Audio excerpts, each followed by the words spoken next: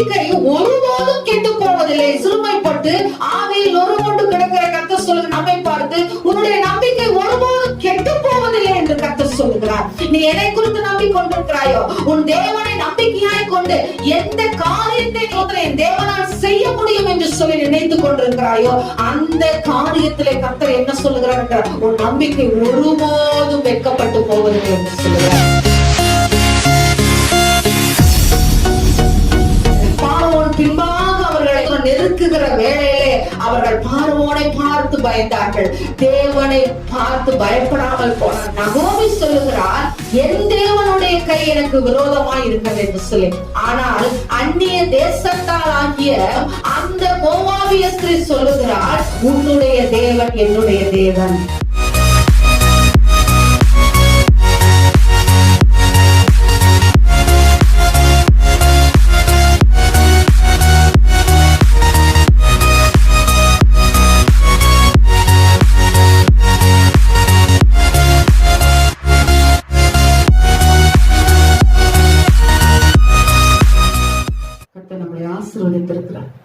கடந்த மாதம் முழுவதும் நம்மளை கண்ணை மணி போல பாதுகாத்து புதிய மாதத்தை கர்த்தர் நமக்கு கட்டளையிட்டிருக்கிறார். இந்த மே மாதத்திலே கர்த்தர் நமக்கு புதிய கிருபைகளை கொடுக்க வல்லமை உள்ளவர், புதிய பாதைகளை காட்ட அவர் வல்லமை உள்ள தேவனாயிருக்கிறார்.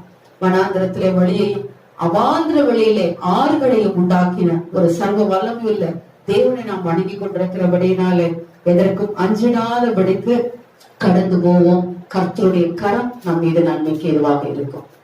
எடுத்து வாசிப்போம். நீதிமொழிகள் 23:17-18 வசனங்கள். உன் மனதை பாவிகள் மேல் பொறாமை கொள்ள விடாதே, நீ நாடோறும் கர்த்தரை பற்றும் பயத்தோடு நிச்சயமாகவே முடிவு உண்டு, உன் நம்பிக்கை வீண் போகாது.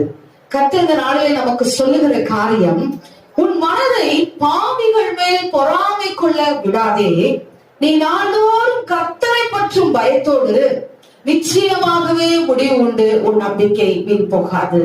கர்த்தர் நமக்கு தீர்க்க தரிசன வார்த்தையாக அவர் சொல்லுகிறார், நிச்சயமாகவே நல்ல ஒரு முடிவை நான் உனக்கு தருவேன், நீ என் மீது வைத்திருக்கிற நம்பிக்கை ஒரு நாளும் வீண் போகாது என்று சொல்லி. எரேமியா 17 நாம் வாசிக்கிறோம், மனுஷனை நம்புகிறவன் சபிக்கப்பட்டவன் என்று.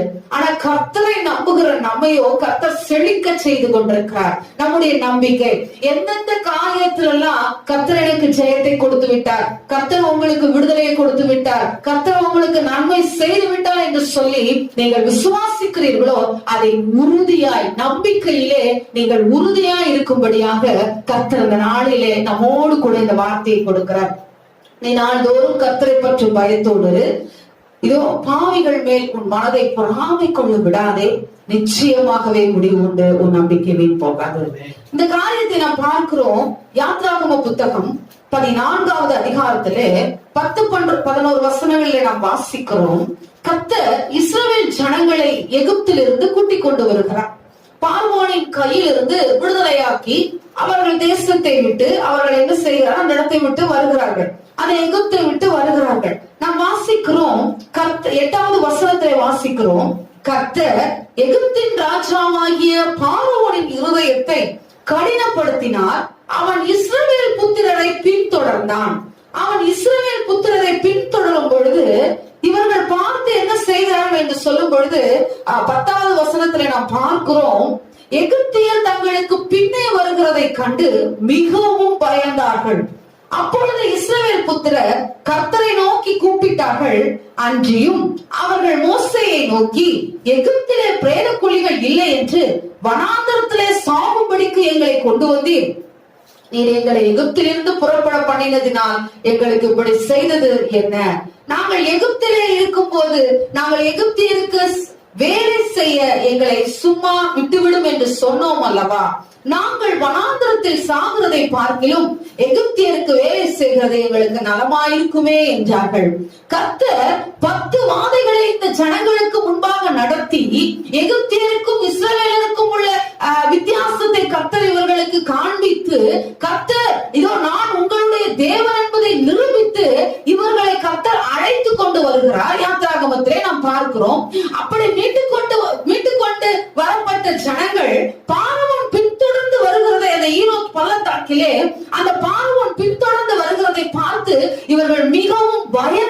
செய்கிறார்கள்? பயந்து தேவனை நோக்கி முறையிடுகிறதை நாம் பார்க்கிறோம். மோசேயை நோக்கி தேவனை நோக்கி முறுமுறுத்து மோசேயை நோக்கி இந்த இடத்துல முறையிடுகிறார்கள். நாங்கள் எகிப்திலேயே செத்து இருக்கலாமே, எங்களை இப்படியா நீங்க மீட்டுக் கொண்டு வந்து இந்த வனாந்திரத்துல சாகும்படிக்கா எங்களை கொண்டு வந்து என்று சொல்லி கேட்கிறதை பார்க்கிறோம். இன்றைக்கு தேவ ஜனமே, நாம் இன்றைக்கு பரலோக யாத்திரை செய்து கொண்டிருக்கிறோம். பரலோகத்திற்கு இதோ பரலோக வாசிகளாக, பரலோகத்துக்கு நாம் நியமிக்கப்பட்டவர்களாக நாம் வாழ்ந்து கொண்டிருக்கிறோம். அப்படிப்பட்ட ஒரு பிரயாணத்திலே அநேக பாடுகள், அநேக பிரச்சனைகள் வருகிற பொழுது, அநேக சூழ்நிலைகளில் மத்தியிலே நாம் சொல்லுகிற வார்த்தை, ஒருவேளை நான் இந்த உலகத்திலே இருந்திருக்கலாம், இந்த உலக காரியத்திலே நான் வாழ்ந்து கொண்டிருக்கிறேன், இந்த உலக இன்பங்களை நான் அனுபவித்திருக்கலாம், உலக பாசங்களை நான் அனுபவித்திருக்கலாம், இதோ ஸ்தோத்திரம். ஆனால் தேவனை இதோ நான் ரட்சித்து தேவனை தேடி வந்தது இந்த நாளிலே எனக்கு எவ்வளவு கடினமா இருக்கிறது என்று சொல்லி, இந்த ரட்சிப்பின் பாதை எப்படி கடினமா இருக்கிறது என்று சொல்லி நாம் சில வேளையிலே அங்கலாய்க்கலாம், இந்த இஸ்ரவேல் ஜனங்களை போல. ஆனால் தேவன் பார்வோன் பின்னாடி தொடர்ந்து வருகிறதை பார்த்து இவர்கள் பயமுற்று நின்ற வேளையில கர்த்தர் சொல்லுகிறார் 14வது வசனத்திலே 13வது, மோசே ஜனங்களை நோக்கி, பயப்படாதீர்கள், நீங்கள் நின்று கொண்டு இன்றைக்கு கர்த்தர் உங்களுக்கு செய்யும் ரட்சிப்பை பாருங்கள். இன்றைக்கு நீங்கள் காண்கிற எகிப்தியரை இனி என்றைக்கும் காண மாட்டீர்கள் என்று சொல்லுகிறார். எப்படி இந்த இஸ்ரவேல் ஜனங்கள் தேவன் நம்மளை மீட்டு விட்டார், பலத்த கையினாலும் இதோ அவருடைய மகத்துவமான கிரியைகளினாலும் நம்மை மீட்டு நம்மை ரட்சித்து வழி நடத்தினார் என்பதை அவர்கள் இறுதி பரியந்தமும், அவர்கள் முடிவு பரியந்தமும் அவர்கள் விசுவாசியாமல் நம்பாமல் போனார்கள். எனவேதான் அடிக்கடி தொடங்கின பொழுது 6 லட்சம் புருஷர்கள் இருந்தார்களாம் இதோ அந்த யாத்திரையை தொடங்கின பொழுது. ஆனால் போய் சேர்ந்தது 2 புருஷன் என்று சொல்லி நாம் பார்க்கிறோம். 2 ஆண்கள், காலேப் யோசுவா தான் போய் சேர்ந்தார்கள் என்று சொல்லி பார்க்கிறோம். இன்றைக்கான கர்த்தர் அவர்களை வலுவூட்டும்படியாக அவர்களுக்கு சொல்லுகிறார், நீங்கள் நின்று கொண்டு இன்றைக்கு நான் உங்களுக்காக செய்யும் இந்த ரட்சிப்பை காண்பீர்கள், நீங்கள் சும்மா இருப்பீர்கள், நான் உங்களுக்காக யுத்தம் பண்ணுவேன் என்று சொல்லி கர்த்தர் சொல்லுகிறதை பார்க்கிறோம். இன்றைக்கு தேவ ஜனமே, நாம் நம்பி இருக்கிற நம்பிக்கை இதோ நாம் தேவனா இருக்கிறபடினால், நாம் நம்பி இருக்கிற நம்பிக்கை கர்த்தரா இருக்கிறபடினால் அவர் கைவிடுகிற தேவன் அல்ல, அவர் நம்மை விட்டு விலகுகிற தேவன் அல்ல, அவர் நம்மை மறக்கிற தேவன் அல்ல, அவர் சொன்னதை செய்து முடிக்கிற தேவனாகிய கர்த்தர், அவர் வாக்கு கொடுத்ததை நிறைவேற்றி முடிக்கிற தேவனாகிய கர்த்தர். இன்றைக்கு இந்த இஸ்ரவேல் ஜனங்களை போல இதோ பார்வோனால் நாம் கொல்லப்பட்டு விடுவோமோ, எங்களுடைய வாழ்க்கை இந்த வனாந்தரத்திலே முடிந்து விடுமோ, இதோ எங்களுடைய வாழ்க்கை அந்த கானானை காணுமோ என்று சொல்லி ஜனங்கள் இருதயத்திலே அவிசுவாசத்தோடு இருந்தார்கள். எனவே நான் கர்த்தர் அந்த இடத்திலே அவர்களுக்கு சொல்லுகிறார், இன்றைக்கு நாள்தோறும் நீ கர்த்தரை பற்றி பயத்தோடு. அவர் சாதாரண ஒரு தெய்வம் அல்ல, அவர் உன்னதங்களிலே வாசம் பண்ணுகிற தேவன், அவர் ஏகோவாவா இருக்கிறார். அவர் இந்த பிரயாணத்தை ஆரம்பிக்கும் பொழுதே சொல்லுகிறார், நான் சர்வ வல்லமை உள்ள தேவன் என்று சொல்லி. அப்படிப்பட்ட தேவனாகிய கர்த்தர் இதோ நம்மளை மீட்டு ரட்சித்து நமக்காக அவருடைய ரத்தத்தை சிந்தின தேவனாகிய கர்த்தர் நம்மை பாதி வழியிலே கைவிடுகிற தேவன் அல்ல. இன்றைக்கு இஸ்ரவேல் ஜனங்களை போல நாம் நம்பி இருக்கிற நம்பிக்கையை நாம் சில வேளைகளிலே இதோ ஸ்தோத்திரம் மறந்து விடுவோம். நாம் நம்மை மீட்டு ரட்சித்து உலகத்திலே இருக்கும் பொழுது பாவிகளாயும் துரோகிகளாயும் புழுவாயும் மனுஷனால் நெகிழப்பட்டதாயும் இருந்த நம்மளை கர்த்தர் தூக்கி எடுத்து கழுவி நம்மளை ரட்சித்து வழிநடத்தினாரே என்றால் அவர் கைவிடுகிற தேவனே அல்ல, அவர் கைவிடுகிற தேவனே அல்ல. இன்றைக்கு இந்த இஸ்ரவேல் ஜனங்களுக்கு செய்த அதே அற்புதத்தை இந்த நாளிலே நமக்கு அவர் செய்ய வல்லமை உள்ளவராய் இருக்கிறார். எனவேதான் அவர் இந்த இடத்திலே சொல்லுகிற வார்த்தை, இன்றைக்கு இதோ கர்த்தர் உங்களுக்கு செய்யும் ரட்சிப்பை பாருங்கள், உங்களுக்கு செய்ய போகிற பெரிய விடுதலை நீங்கள் பாருங்கள். இன்றைக்கு நீங்கள் கண்டு கொண்டிருக்கிற எகிப்தியரை இனி என்றைக்கும் காண மாட்டீர்கள் என்று சொல்லுகிறார். ஆனால் நீ நாள்தோறும் கர்த்தரை பற்றி பயத்தோடு, எந்த காரியத்திலையும் தேவன் எனக்கு ஏன் இதை அனுமதித்தார் என்று சொல்லி முறுமுறுக்காதே. கர்த்தர் நம்மளுடைய வாழ்க்கையிலே பாடுகளையும் பிரச்சனைகளை அனுமதிக்கிறது எதற்காக தெரியும்? நாம் பொன்னாக விழச் செய்கிறார். நம்மை அவர் உபத்திரவத்தின் குகையை தெரிந்து கொண்டது எதற்காக தெரியுமா? மற்றவரை, அடுத்தவர்களை நாம் அந்த உபத்திரவத்திலே தூக்கி எடுக்கும்படியாக. எனவே தேவ ஜனமே, அந்த இஸ்ரவேல் ஜனங்கள் வனாந்தரத்திலே அந்த செங்கடல் மத்தியிலே, அவர்கள் செங்கடல் முன்பாக பார்வோன் பின்பாக அவர்களை ஸ்தோத்திரம் நெருக்குகிற வேளையிலே அவர்கள் பார்வோனை பார்த்து பயந்தார்கள், தேவனை பார்த்து பயப்படாமல் போனார்கள், தேவனுடைய வார்த்தையை குறித்து அசட்டை பண்ணினார்கள். இன்றைக்கு நாம் அப்படி இருக்கக்கூடாது. கர்த்தர் சொல்லுகிறார், செங்கடலை இந்த ஜனங்களுக்காக ஒரு இரண்டாக பிளந்தார். நாம் வாசிக்கிறோம் 21, 22 வசனங்களிலே நாம் வாசிக்கிறோம். மோசே தன் கையை சமுத்திரத்தின் மேல் நீட்டினான். அப்பொழுது கர்த்தர் ராம் முழுவதும் பலத்த கீழ்காற்றினால் சமுத்திரம் ஒதுங்கும்படி அதை வறண்டு போக பண்ணினார். ஜலம் பிளந்து பிரிந்து போயிற்று. இந்த இடத்துல நம்ம பார்க்கிறோம், வறண்டு போக பண்ணினார். அடுத்த வசனத்தை வாசிப்போம் 22. இஸ்ரவேல் புத்திரர் சமுத்திரத்தின் நடுவாக வெட்டாந்தரையிலே நடந்து போனார்கள். சமுத்திரத்தின் நடுவாக வெட்டாந்தரையிலே அவர்கள் நடந்து போனார்கள் என்று சொல்லி நாம் பார்க்கிறோம். முடியாது என்று சொன்ன காரியத்தை கர்த்தர் முடிய பண்ணுகிறதை நாம் பார்க்கிறோம். இதோ இந்த செங்கடல் நமக்கு முன்பாக இருக்கிறது, இதை தேவனால் என்ன செய்ய முடியும் என்று சொல்லி அங்கலாய்த்த இஸ்ரவேல் ஜனங்களுக்கு முன்பாக கர்த்தர் காற்றையும் கடலையும் இதோ அடக்கி அவர் வல்லமையுள்ள தேவன் என்பதை நிரூபித்து காட்டிருக்கிறார். இன்றைக்கு உனக்கு முன்பாக எப்பேற்பட்ட செங்கடலா இருந்தாலும் இந்த நாளிலே அது வறண்டு போகும். இந்த நாளிலே அது உனக்கு முன்பாக எப்படிப்பட்ட பிரிக்க முடியாத, பிழைக்க முடியாத இதோ பிரச்சனையா இருந்தாலும் இந்த நாளிலே கர்த்தர் உனக்காக யுத்தம் பண்ணுவார். நீ நம்பி இருக்கிற நம்பிக்கை ஒரு நாளும் மீன் போகாது என்று சொல்லி விசுவாசிங்கள். இதைத்தான் நாம் இரண்டாவது காரியமாக பார்க்கிறோம். ரூத்தினுடைய புத்தகத்திலே நாம் பார்க்கிறோம். எடுத்து வாசிப்போம். 1வது அதிகாரத்திலே 12, 13 வசனங்களிலே நாம் பார்க்கலாம். நகோமி இப்படியாய் சொல்லுகிறார், நியாயாதிபதிகளுடைய அந்த நியாயம் விசாரித்து வரும் நாட்களிலே பெத்லகேமை விட்டு இவர்கள் இந்த இடத்துல என்ன செய்கிறார்கள்? இதோ ஸ்தோத்திரம், பெத்லகேமிலே பஞ்சம் உண்டானபடியினால், ஆகாரம் இல்லாதபடியினால், ஆகாரம் குறைவுற்று போனபடியினால் மோவாப் தேசத்திற்கு செல்லுகிறதை நாம் பார்க்கிறோம். இன்றைக்கு தேவ ஜனமே, இஸ்ரவேல் ஜனங்களைப் போலதான் இந்த நகோமியுடைய குடும்பமும் இதோ ஸ்தோத்திரம், எப்படி இஸ்ரவேல் ஜனங்கள் அங்கங்கே இதோ எங்களுக்கு உணவு இல்லையா, எங்களுக்கு குடிக்க தண்ணீர் இல்லையா அப்படின்னு சொல்லி அந்த தேவனை நோக்கி அவர்கள் சத்தமிட்டு முறையிட்டு கொண்டிருந்தார்களோ, அதே போலதான் இந்த இடத்துல நாம் பார்க்கிறோம். ரூத்தினுடைய மாமனார் இதோ பெத்லகேம் ஊரானாகிய என்று சொல்லி அவனை குறித்து போட்டிருக்கிறது. பெத்லகேம் ஊரான் ரட்சிக்கப்பட்ட ஒரு அப்பத்தின் வீட்டிலே இதோ ஸ்தோத்திரம், அப்பத்தின் வீட்டிலே குடியிருக்க வேண்டிய ஒரு மனுஷன் பஞ்சம் வந்தபடினாலே தேவ சமூகத்திலே காத்திருக்கவில்லை, தேவனுடைய வீட்டிலே அவன் நிலைத்திருக்கவில்லை, மாறாக மோவாப் தேசத்திற்கு அவன் செல்லுகிறதை பார்க்கிறோம்.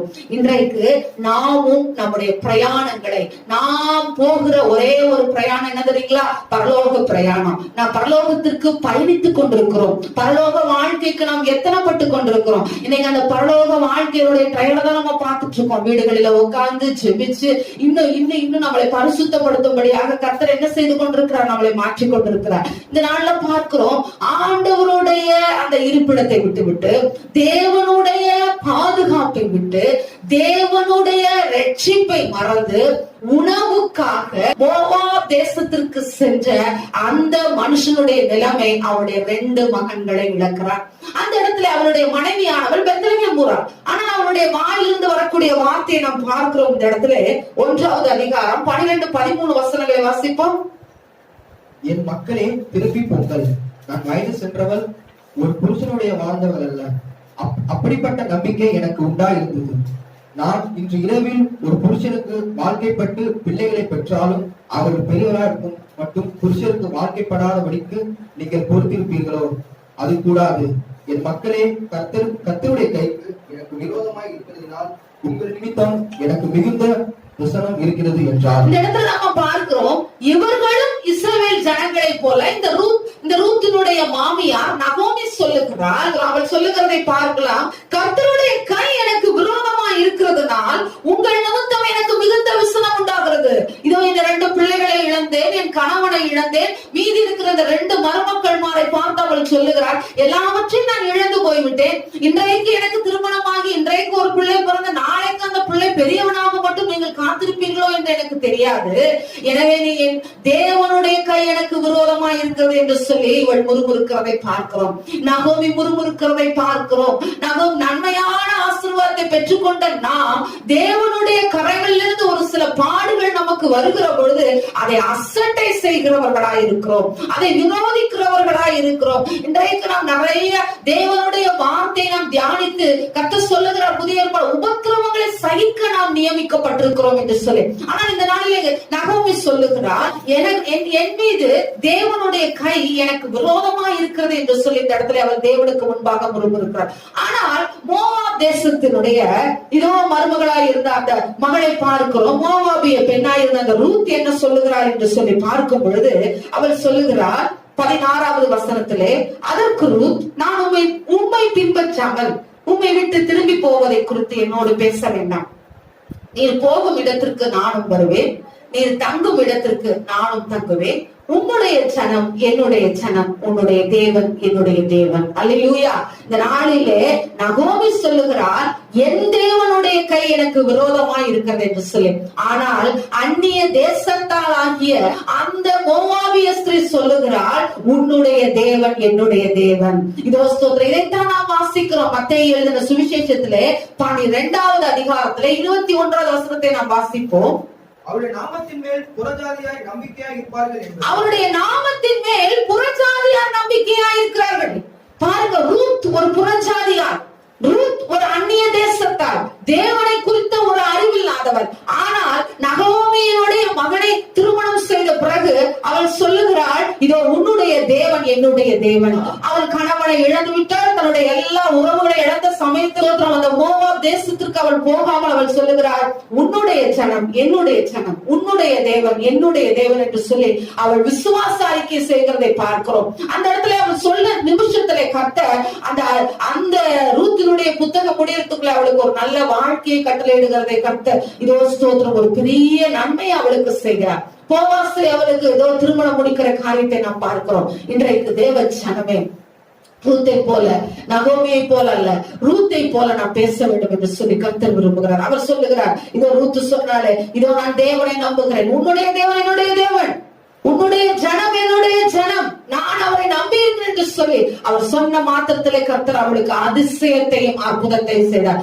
எந்த வயலிலே போய் இதோ ஓரமாய் கொட்டி கிடந்ததை பொறுக்கி கொண்டு வந்தாலும் அதே வயலுக்கு கர்த்தர் எஜமாட்டியாய் மாற்றினார். இன்றைக்கு தேவ ஜனமே, ரூத் சொன்னது போல ரூத்தினுடைய தேவன் நம்முடைய தேவனாய் இருக்கும்படியாக எந்த சூழ்நிலையும் தேவன் மரண பரியந்தத்திலே கூட நான் தேவனை விட்டு விலக மாட்டேன், ரட்சிப்பின் சுவிசேஷத்தை காத்துக் கொள்வேன் என்ற விசுவாசத்தோடு நாம் வாழ வேண்டும் என்று கர்த்தர் விரும்புகிறார். அடுத்து நாம் ஒரு மனுஷனை பார்க்கலாம். யோவான் எழுதின சுவிசேஷம் 4வது அதிகாரம் 46-47 வசனங்களை வாசிப்போம். ஒரு ராஜாவின் மனுஷன் கப்பர்நகூமிலே ராஜாவின் மனுஷரில் ஒருவனுடைய குமாரன் வியாதியாயிருந்தான். ராஜாவின் மனுஷனுடைய குமாரன் ராஜாவினுடைய சமூகத்திலே வேலை செய்கிற சேவகனாயிருக்கலாம், இதோ ஸ்தோத்திரம் அவர் மந்திரியாயிருக்கலாம். அவனுடைய மகன் வியாதியாயிருக்கிறான். அவன் பாருங்க தேவனை தேடி வருகிறான். இந்த கர்த்தரால் இந்த இயேசுவால் என் பிள்ளையை சுகமாக்க முடியும் என்று சொல்லி கேள்விப்பட்டு வருகிறான்.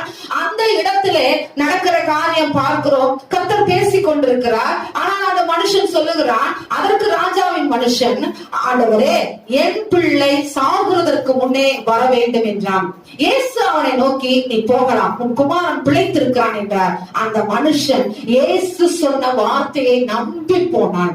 அந்த மனுஷன் எந்த நிமிஷத்துல பாருங்க அவனுடைய விசுவாசம், அவனுடைய நம்பிக்கை எப்படி இருந்தது என்று சொன்னால், இந்த இடத்துல அவன் எந்த நிமிஷத்துல என் மகன் சுகமாயிட்டான் என்று சில இடத்துல விசாரிக்கிறதை நாம் பார்க்கிறோம். 51-52 வசனங்களை பார்க்கிறோம். அவனுக்கு ஊழியக்காரர் அவனுக்கு எதிர்கொண்டு வந்து, உங்களுடைய குமாரன் பிழைத்திருக்கிறான் என்று அறிவித்தார்கள். அப்பொழுது எந்த மணி நேரத்தில் அவனுக்கு குணம் உண்டாயிற்று என்று அவர்களிடத்தில் விசாரித்தார். அவர்கள் நேற்று 7ஆம் மணி நேரத்தில் ஜுரம் அவனை விட்டது என்றார்கள். உன் குமாரன் பிழைத்திருக்கிறான் என்று இயேசு தன்னுடனே சொன்ன மணி நேரம் அதுவே என்று தகப்பன் அறிந்து அவனும் அவன் வீட்டார் அனைவரும் விசுவாசித்தார்கள். அல்லேலூயா. இன்றைக்கு அவன் பாருங்க அவனுடைய விசுவாசம், அவனுடைய நம்பிக்கை பார்த்தீங்கன்னா இந்த இடத்துல அவன் நம்பி போனான்.